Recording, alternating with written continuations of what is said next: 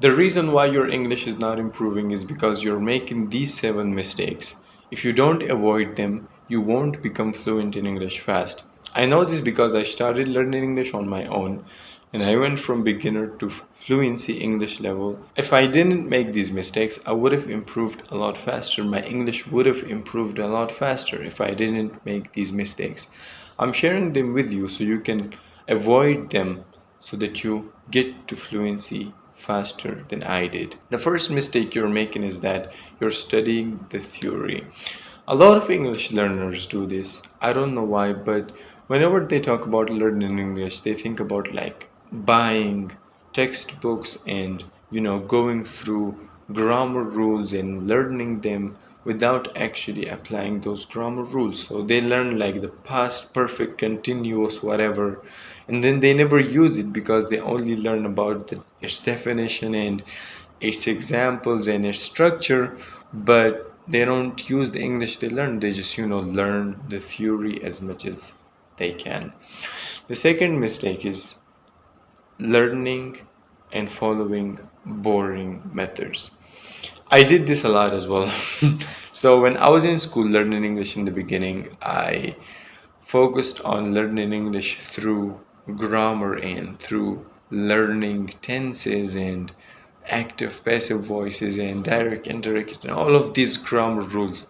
I thought if I learned those grammar rules I would become fluent in English, even though I didn't like studying English. I didn't like studying those rules, but I still did it, even though it was boring for me. But I did it because I thought it would help me, but it did not. After I'd studied those grammar rules for like 5 years almost, I still couldn't introduce myself in English. So that was a shame.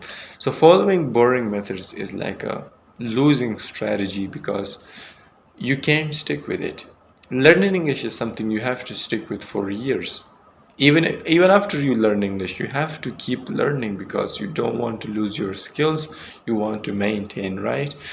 And the easiest way to do that is to follow a method which is fun and do something which is enjoyable rather than following boring methods which you don't really like. The third mistake is only practicing. What I mean by that is when you're a beginner, practice is important. Of course, practice is how you improve your English.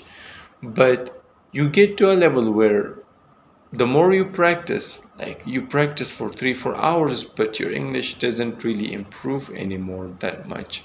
And it happened to me. Some people call this like the intermediate plateau, but I really think it's because we practice the wrong way. We just speak. So we have a conversation for like 2 3 hours in English, 1 hour, 30 minutes, whatever, and we don't really give ourselves feedback. We don't really correct our mistakes, and that's why our English does not improve. So you need to practice and keep practicing, but combine it with feedback. So you can also, like, there are two ways you can get feedback or improve your mistakes and get better. First, you can give yourself feedback to some extent. So you can record yourself, like I'm doing right now, talking about a topic in English, and then listen to your video like a few times, find out your mistakes and fix them. You can do this to some extent and it works because I've tried it. The second way to get feedback is to speak with someone who has higher English level than you, someone who's an expert, someone who's advanced in English. Speak to them, get coaching from them, get feedback from them. They will correct your mistakes and help you improve. This is exactly what I do inside my private community, which is called like the English Fluency School. You can join if you want. The point is, you need to get feedback, whether it's from me, whether it's from another teacher, whomever it is from, it doesn't matter. You just need to get feedback from someone on your English so that you correct your mistakes and become advanced in English. Another mistake many English learners make is that they focus on speaking fast, not clearly. They think that if they speak fast, people will think they're fluent, but that's not what fluency means. Fluency is, of course, speaking fast, but also speaking clearly so that others understand you. The other day, I was watching like a video from an English teacher, someone who called himself a teacher, but I don't think he was, because he was speaking like too fast. His English was like really bad. He was making mistakes. His accent sucked.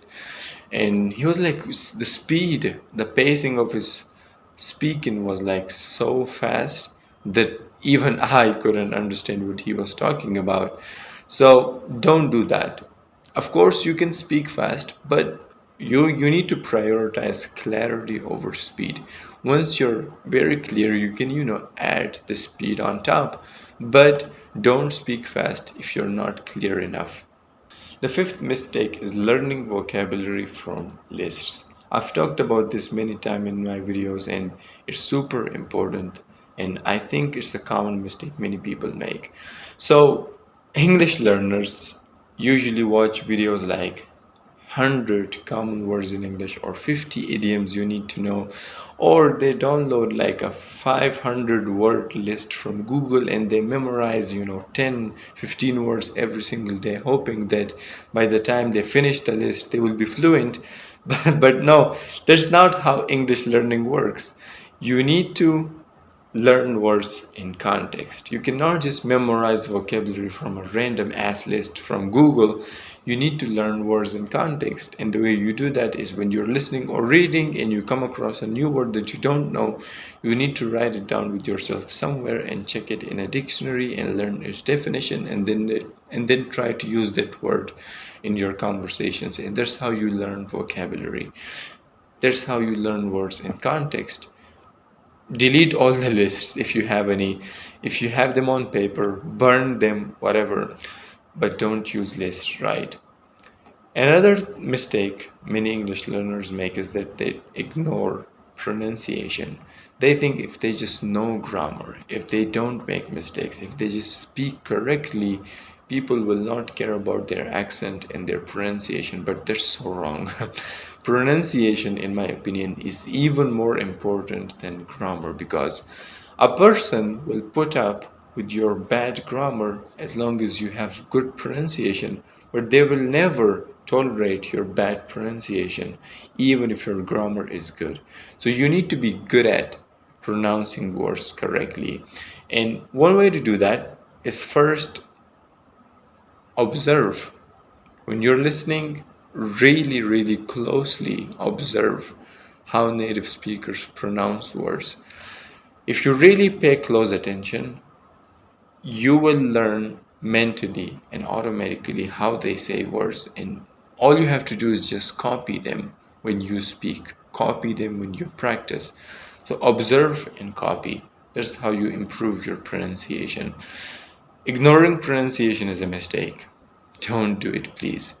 The last mistake I've seen many English learners make is that they wait for the perfect time to start speaking. So they don't start speaking, and the excuse they give is, oh, I'm not ready enough, or I'm really nervous, or I don't know enough words to have a conversation, or what if I get stuck, what if people judge me. Like they have, oh, excuse me, they have all of these excuses that they come up with just to avoid speaking. Sometimes all you have to do is just speak. Sometimes all you have to do is like just jump into the water, bro. Like, stop making excuses. I know some of these fears are rational. Like, you might be genuinely nervous before a conversation, it's normal. You might not know enough words as well, but that doesn't mean you should wait for the perfect moment. You just start speaking from day one, and the more you do it, the more you will get used to it. You should just start speaking from day one, bro. Stop making these dumb excuses and just get to speak and practice. Just do it now. Like, find someone, talk to them, or talk with yourself, but don't avoid speaking, because you will not improve without it. Trust me.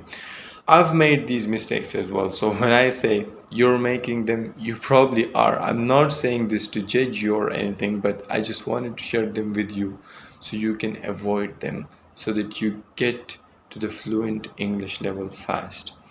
Okay, if you want to know the exact system I used to go from beginner to advanced English level, you should check out this video in which I explained like my detailed step-by-step process of how I went from beginner English level to C2 English level in a very short period of time. Okay, I hope this lesson was helpful. See you in the next one.